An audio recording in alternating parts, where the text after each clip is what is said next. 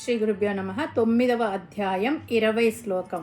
ఓం త్రైవిద్యా మాం సోమపాహ పూత పాపా యజ్ఞైరిష్ట్వా స్వర్గతిం ప్రార్థయంతే తే పుణ్యమాసాధ్య సురేంద్రలోకం అశ్నంతి దివ్యాన్ దివిదేవ భోగాన్. ముందుగా పదపదానికి అర్థం తెలుసుకుందాము.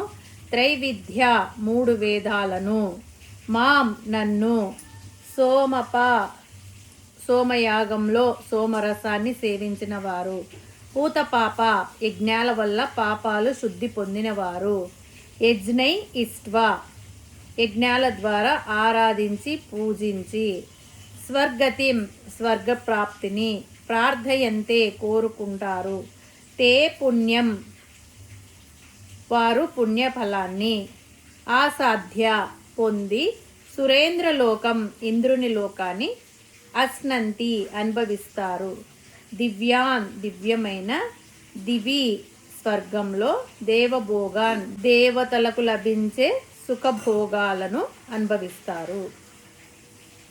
పరమాత్మ ఏమంటున్నాడంటే, 3 వేదాలను అధ్యయనం చేసి యజ్ఞయాగాదులు నిర్వహించి సోమయాగాలు చేసిన వారు చేసిన పాపములనన్నీ సమూలంగా పోగొట్టుకున్నవారు, వారు చేసిన యజ్ఞముల ఫలంగా స్వర్గలోకాలను మాత్రమే కోరుకుంటారు.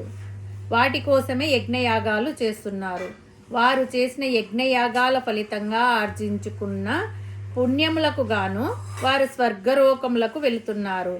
స్వర్గలోకంలో దివ్యమైన దేవభోగాలను అనుభవిస్తున్నారు.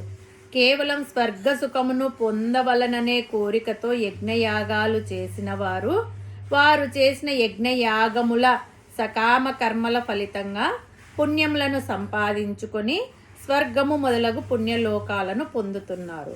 అక్కడ వారు చేసిన కర్మలకు తగ్గ ఫలితమును అనుభవించిన తర్వాత మరలా మానవులుగా జన్మిస్తున్నారు. వీరందరూ పరమపదం కొరకు ప్రయత్నించకుండగా కేవలం స్వర్గ సుఖాల కొరకు మాత్రమే సకామ కర్మలను చేస్తుంటారు. ఒక్క పరమపదము తప్ప మిగిలిన అన్ని లోకాలు తిరిగి వచ్చే లోకాలే కానీ శాశ్వతంగా పునర్జన్మ లేకుండా చేసేవి కావు.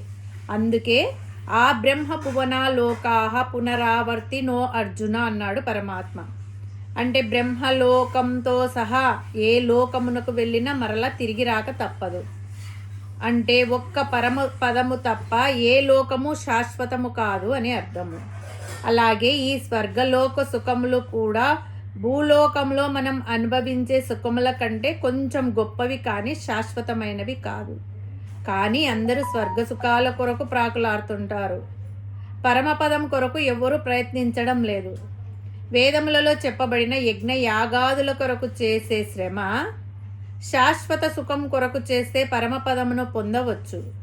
కాబట్టి స్వర్గ సుఖమును ప్రసాదించే సకామ కర్మ కంటే నిష్కామ కర్మ శ్రేష్టమైనది. ఈ శ్లోకంలో 2 పదాలు వాడారు.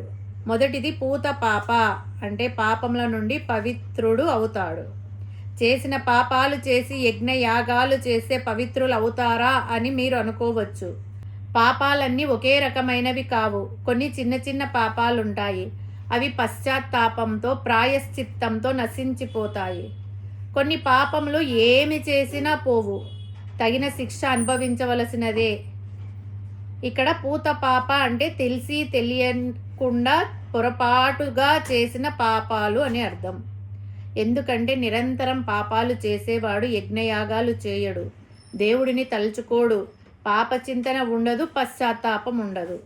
అలాగే యజ్ఞయాగాదుల వలన ప్రాయశ్చిత్తం చేసుకోవడం వలన కొన్ని చిన్న చిన్న పాపాలు, తెలియకుండా చేసిన పాపాలు నశించిపోతాయి అని ఇక్కడ అర్థం. మరొక మాట కూడా వాడారు, దేవభోగాన్ అంటే దేవలోక సుఖాలు అని అర్థం. మరి స్వర్గం నరకం అంటూ వేరే లేవు, అన్నీ ఇక్కడే ఉన్నాయి అని కొంతమంది వాదన. వారి వాదన ప్రకారం చూస్తే కూడా అది సరి అయినదే. కొంతమంది మంచి మంచి శ్రీమంతుల ఇంట్లో పుడతారు. వారికి దేనికి కొరత ఉండదు. అనుకున్న వెంటనే అన్నీ సమకూరిపోతాయి. అనుభవించడమే వారి పని. వీటినే దేవభోగములు అని అనుకోవచ్చు కదా. జీవితం తల్లక్రిందులై ఆ సంపదలు హరించిపోతే రోడ్డున పడతారు. అది సంభవమే. ఓడలు బండ్లు అవుతాయి అనే సామెత ఇదే కదా. ఓడలు ఎలా బండ్లు అవుతాయి అనేది తర్వాత శ్లోకంలో వివరిస్తాడు పరమాత్మ. ఈ శ్లోకంలో కృష్ణ పరమాత్మ యజ్ఞాలు చేసి స్వర్గాన్ని కోరుకునేవారు పుణ్యఫలంతో స్వర్గలోకంలో దివ్య భోగాలను అనుభవిస్తారు, కానీ ఆ ఫలితం శాశ్వతం కాదు అని బోధిస్తున్నాడు. భోగాలను కోరే కర్మ కంటే భగవంతుని కోసం చేసే నిష్కామ భక్తి మరియు పరమాత్మను చేరాలనే తపన గొప్పది అని ఈ శ్లోకము మనకు సందేశాన్ని ఇస్తుంది. దీనికి ఉదాహరణగా అంటే పరమాత్మ కోసం కాకుండా సకామ కర్మ కోసమే చేసే వాళ్ళ ఉదాహరణ నహుషుని కథ. నహుషుడు అనేక యజ్ఞయాగాలు చేసి అపార పుణ్యాన్ని సంపాదించాడు.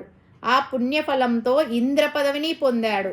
కానీ అహంకారం పెరగడంతో మహర్షులను అవమానించాడు. వారి శాపంతో పాముగా భూమిపై మరలా జన్మించాడు. దీని నుంచి మనం తెలుసుకోవాల్సింది ఏమంటే, పుణ్యంతో స్వర్గం లభించిన వినయం లేకపోతే అది శాశ్వతం కాదు. త్రిశంకు కథ. త్రిశంకు స్వర్గాన్ని తన శరీరంతోనే పొందాలని కోరుకున్నాడు.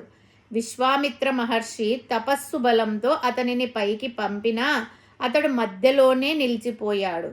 దీన్ని బట్టి మనం తెలుసుకోవాల్సింది ఏమంటే, స్వర్గాన్ని కోరుకోవడం కన్నా భగవంతుని అనుగ్రహమే శాశ్వతమైనది అనే విషయాన్ని మనం తెలుసుకోవాలి. హరి ఓం తస్సత్.